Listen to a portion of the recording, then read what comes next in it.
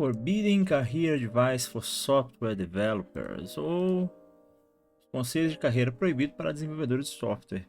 Eu adoro esses textos assim, esses títulos mega chamativos. Às vezes eu fico prestando muita atenção neles. Eu gosto de pegar alguns assim. Sempre tem, né, cara, assim, os conselhos proibidos, os conselhos nunca dados, os melhores conselhos. Mas esse texto em específico traz alguns pontos que eu achei realmente bem interessantes. É um texto de 6 minutos, né, do Brian Janney. Vou dar uma olhadinha nele aqui, depois a gente vai trocando uma ideia junto. Gostaria de te dar alguns conselhos de carreira politicamente incorretos, aquelas coisas que levei anos para descobrir e que os gurus do LinkedIn nunca vão te contar porque, e preste atenção, eles não entendem. Cara, que eu já, com 3 linhas, eu já concordo um pouco com ele. Grande maioria dos textos dessa galera de LinkedIn, esses gurus mega que tem o segredo do milhão ali, eu sinceramente acho que a grande maioria não sabe muito bem o que eles estão falando. Vai pegando um monte de coisa pronta na internet, de conselhos prontos, de textos já meio pré-definidos, assim, que eles já viram de outras pessoas, e vai sair repetindo sem saber muito, assim. É uma opinião, posso estar errado também, tá? Eles estão escrevendo para os recém-formados que tentam entrar no Google, não para o pai de um recém-nascido que está tentando mudar de carreira, exatamente. E mesmo para quem está acabando de formar e sonha em trabalhar numa FANG, numa grande Big Tech, nem tudo que eu vejo esse pessoal falando faz sentido, né? Entrei no mundo de tecnologia como um completo outsider. Não era só um fato de não ter um diploma em ciência da computação. Um ano antes de conseguir o meu primeiro emprego como programador, passei por uma intervenção. Sim, desse tipo de intervenção. Eu sequer tinha um computador quando adulta. E, falando sério, eu também não gosto de videogames. É um Brian J. Eu não entendi por que tá no feminino aqui não. Não que isso fosse um problema, mas provavelmente é alguma tradução errada do Google, tá? Só pra dar uma explicada de contexto. Não me julgue. 7 anos depois dessa intervenção, eu me tornei gerente de engenharia e consegui vários empregos em startups na região da Baía de São Francisco. Infelizmente, mesmo que você seja mais inteligente do que eu, provavelmente está tentando planejar sua carreira usando um modelo ultrapassado. Vamos lá. O caminho para o inferno está pavimentado com boas intenções. Você já viu aquela frase? No inferno está cheio de gente boa intencionada, o inferno está cheio? A maioria dos conselhos de carreira que você vê online são informações superficiais e bem embaladas. E são incríveis. Mas geralmente são escritos por pessoas que nunca trabalharam de verdade como desenvolvedor, isso é surpreendentemente comum. Trabalhar em grandes organizações de tecnologia e estrutura clara. Possui uma formação muito tradicional, bacharelado em ciência da computação ou experiência com programação na adolescência. Isso não significa que o conselho dele seja ruim. Apenas é improvável que funcione para alguém que está mudando de carreira e para nós, que não trabalhamos em grandes empresas de tecnologia. Cometi tantos erros ao longo dos anos que perdi a conta. Mas aprendi muito a passar do crime para a programação aos 30 e poucos. Do crime? Essa tradução ficou muito estranha, né? Cadê? Does it make any sense? Bad at all? I just unlikely to work for career changes for those. I've made too many. Eu cometi muitos erros ao longo dos anos to count. A lot of going to crime to. É, isso mesmo. Passar do crime. que escolha, né?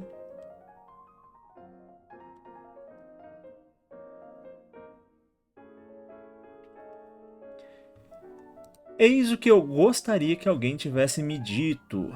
Seja simpático e inegável. Não há problema em contratar primeiro alguém pela sua personalidade, depois por suas habilidades técnicas. Em um nível júnior, você não está competindo teoricamente com engenheiros de nível displane e sênior. Você está competindo em comunicação, clareza, adaptabilidade e energia. Em outras palavras, não há problema nenhum em ser contratado por sua personalidade. Aliás, é exatamente isso que você deve buscar. Ser contratado por sua personalidade significa basicamente que você tem potencial e é simpático. Um bom ponto de vista, eu diria. O que as pessoas realmente querem dizer com simpático é: você pode explicar seu raciocínio com clareza? Você consegue aceitar feedback sem se fechar completamente? Você consegue comunicar decisões técnicas como um ser humano? Você torna um ambiente mais calmo e propício ao trabalho? Muitas pessoas que são genuinamente simpáticas e se desestabilizam completamente quando a entrevista começa. Eles se fecham, divagam, ficam na defensiva. Isso acaba com com as ofertas mais rápido do que qualquer vulnerabilidade técnica jamais conseguirá. Eu concordo um pouco assim. Por exemplo, eu tenho um grave problema com bati no microfone. Eu tenho um grave problema com entrevistas, eu fico muito ansioso. Qualquer tipo. Às vezes eu tô muito certo do que vai acontecer e eu fico muito ansioso. É uma questão minha, eu sei que eu tenho que trabalhar isso, mas realmente eu acho que às vezes insegurança, essas coisas relacionadas à personalidade podem acabar influenciando numa possível contratação ou não. Mesmo entrevistas em português, eu fico um pouco ansioso. Grave um vídeo explicando um conceito técnico. Rever a gravação vai magoar seus sentimentos, mas vai melhorar a sua comunicação. Apareça frequentemente às câmeras. Ficar nervoso em frente às câmeras é o mesmo que ficar nervoso em entrevistas. Aprenda a linguagem dos desenvolvedores. Leia um ou dois livros de software. Clean Code, Phoenix Project são dois dos meus favoritos. Aprenda padrões de projetos comuns. Se você vem de uma trajetória não tradicional, é assim que diminui a lacuna de credibilidade. Ser simpático pode ser suficiente no começo, depois você precisa ser bom naquilo que faz. Seja inegável em seu talento, não apenas nem para sua carreira, mas para si mesmo. Prova a si mesmo que isso não é um acaso.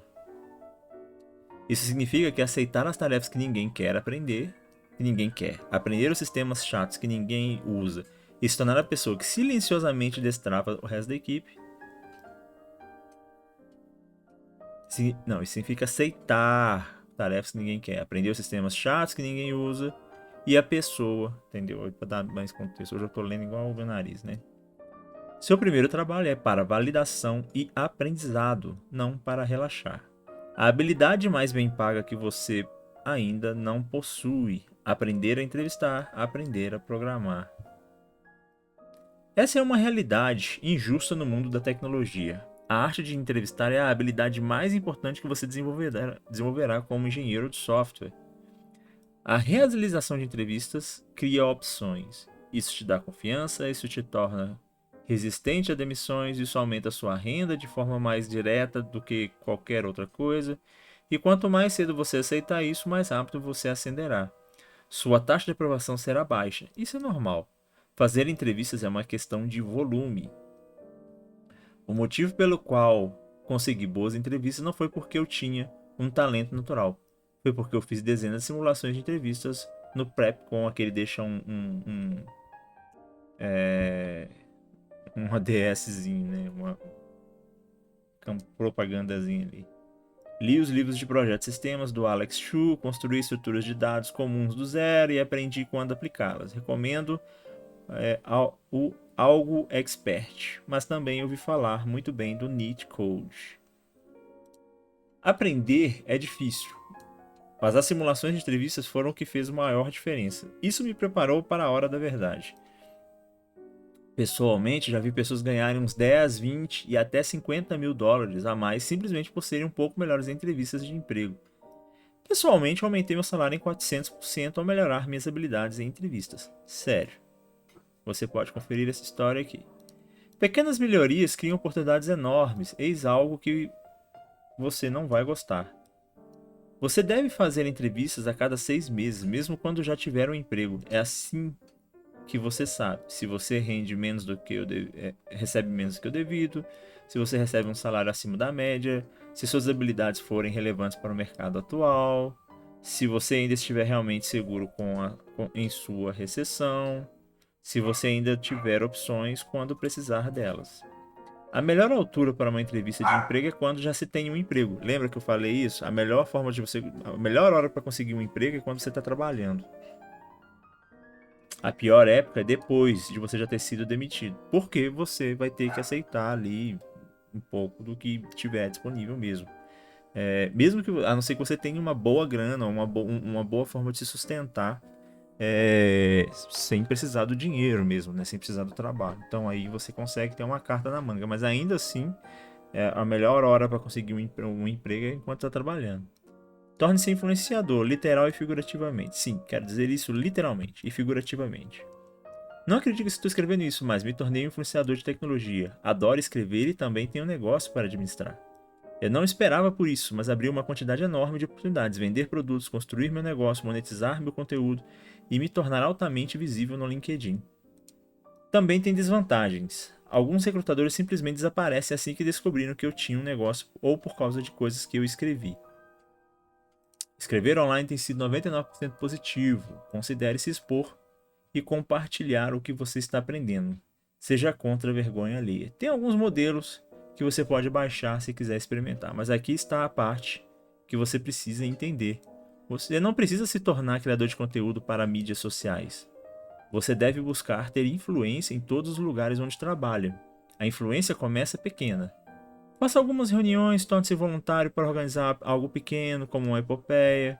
Acompanhe de perto pessoas que realizam trabalho essencial, limite as melhores pessoas da equipe, copie seus hábitos de estilo, melhore os processos, a cultura, a documentação e a integração de novos formulários, principalmente se você for júnior e os projetos técnicos estiverem além da sua área de especialização. Realizar autópsias ou reuniões de equipe. É assim que se constrói prática de liderança sem título. É assim que você torna algo em que alguém que os outros confiam. Um título sem influência só faz de você um gerente que ninguém respeita. Influenciar em primeiro lugar, título a ser divulgado, e quando se tem influência, a lealdade se torna uma ferramenta, não uma obrigação. Cara, é interessante o ponto de vista dele. A lealdade é superestimada e o desenvolvimento baseado em currículo é aceitável. No início de sua carreira, mude de emprego com frequência. É a maneira mais rápida de impulsionar sua trajetória salarial, mas eventualmente você precisa ficar em algum lugar tempo suficiente para ver como suas decisões desenrolam. É assim que você cresce. Também é muito mais fácil ser promovido internamente e levar esse título para o próximo emprego. Eis a minha regra pessoal. Você pode ir embora depois de ter produzido algo impactante o suficiente para que valha a pena escrever sobre. Um resultado mensurável, uma grande melhoria, uma mudança cultural, uma funcionalidade com resultados reais. Consiga 2 desses e você poderá ir embora, mesmo que já tenham se passado 9 meses. Isso é impacto. Desenvolver sua carreira com base no currículo não é necessariamente ruim. Na verdade, é uma ótima maneira de orientar suas decisões sobre quais projetos você deseja realizar. Se você fizer isso de forma ética, será uma vitória para você e para a equipe. Eita, pedimos desculpa porque deu um problemão no aplicativo, como sempre acontece aqui. Sempre não, né, pessoal? Às vezes quando pode acabar acontecendo. Vou passar aqui por português. Já leu. Torna-se influenciador. Verdade subestimada. Por fim, não há problema em ser mediano. Por que correr atrás de algo que você não quer, do que você não quer? Escrevi esse artigo partindo do pressuposto de que uma trajetória de carreira rápida e um aumento salarial são os seus objetivos. Os passos que eu sugeri serão estressantes. Você precisará avaliar se vale a pena. Ser mediano era meu objetivo inicial quando comecei a programar e, honestamente, não é um objetivo ruim. Os desenvolvedores comuns mantêm a máquina funcionando. Eles criam as funcionalidades, corrigem bugs e não necessariamente querem se envolver em política interna ou desenvolver projetos paralelos nos fins de semana. Talvez sua paixão esteja fora da programação. No entanto, se você deseja subir na hierarquia mais rapidamente, ter mais opções e mais dinheiro, jogar pelo seguro não vai funcionar. Neste caso, jogar pelo seguro é a coisa mais arriscada que você pode fazer. O que funciona na vida real e o que soa bem em uma publicação no LinkedIn são frequentemente situações de extremo oposto. Boa sorte em qualquer caminho que você decidir seguir, se você está realmente interessado em mudar de carreira. O texto é bem legal do Brian Jane.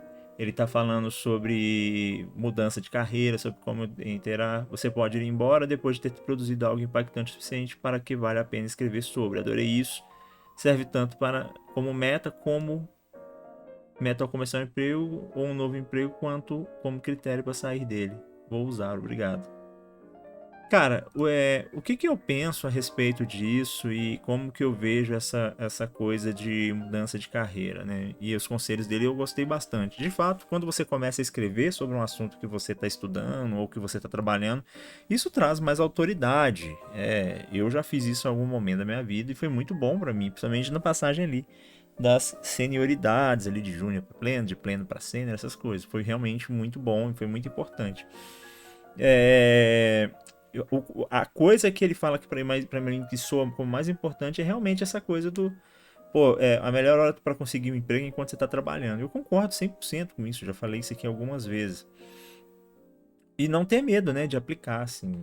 Se você está tentando achar um emprego, você é um contador, quer virar programador, você é do marketing, quer passar programador, ou você é programador e quer mudar para o marketing e vice-versa, cara, realmente uma hora, melhor hora para você fazer isso enquanto você está trabalhando, assim, sem dúvida nenhuma.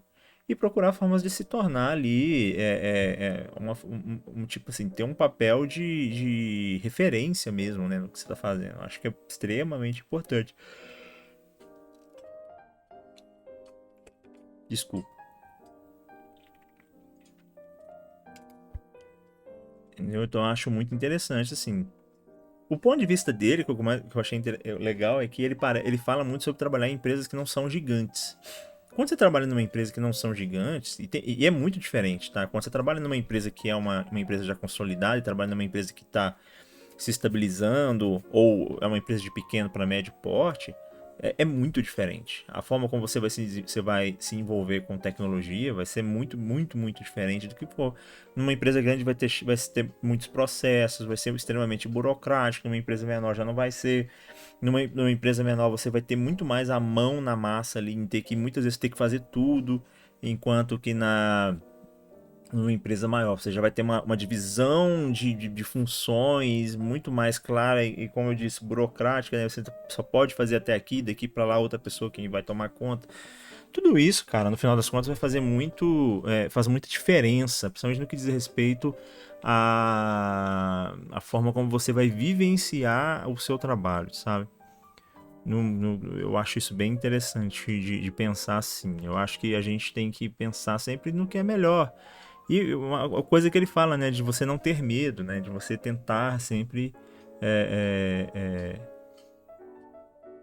se arriscar sempre, né? O mais arriscado, muitas vezes, é você permanecer no padrão ali, né, cara? E realmente, para crescer na carreira de desenvolvedor, eu não diria que você tem que ser fora da curva, mas você tem que ser um pouco mais esforçado do que simplesmente ir lá trabalhar e. Entendeu? Eu tenho um pouco de medo desse conceito de que você tem que trabalhar mais que os outros. Eu não gosto dele, propriamente dito. Mas de fato, as pessoas que eu conheço que vivem o desenvolvimento de software mais como um estilo de vida do que simplesmente um job, um trabalho, eu vejo essas pessoas um pouco mais. Eu vejo essas pessoas prosperando um pouco mais no que diz respeito à área. Assim. É uma ideia que eu tenho. Eu não tenho nenhum fator científico para explicar isso. É realmente baseado na minha opinião e na minha vivência como programador. Mas eu acho que faz muito sentido, tá? Eu apostaria nisso, inclusive. Lógico, cada um dentro da sua limitação. Também não é para você adoecer. Mas, cara, pense a respeito disso. Pense em transformar esse trabalho em algo que seja gratificante de fato para você. Nossa, por algum motivo, então. Bocejando agora. Enfim, pessoal, perdão mais uma vez. Eu tento não cortar essas coisas porque é realmente como eu faço as coisas aqui. Então, a menos que seja uma coisa muito específica, eu tento manter o vídeo num corte só, porque eu acho que é mais legal. Enfim, tô devagando aqui. Galera, o que você pensa a respeito disso? O que você pensa a respeito desses conselhos de carreira proibidos? Você acha que realmente são proibidos? Não faz nenhum sentido pra você? Pra mim fez.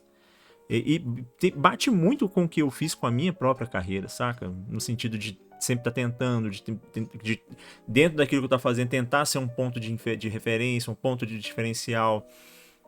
Eu sinto que tem muita sinergia com o que eu vivenciei na minha carreira. Bom, deixa aí nos comentários o que você pensa a respeito.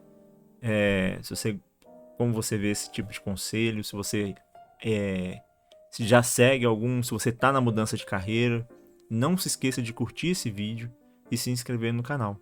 No mais, pessoal, valeu!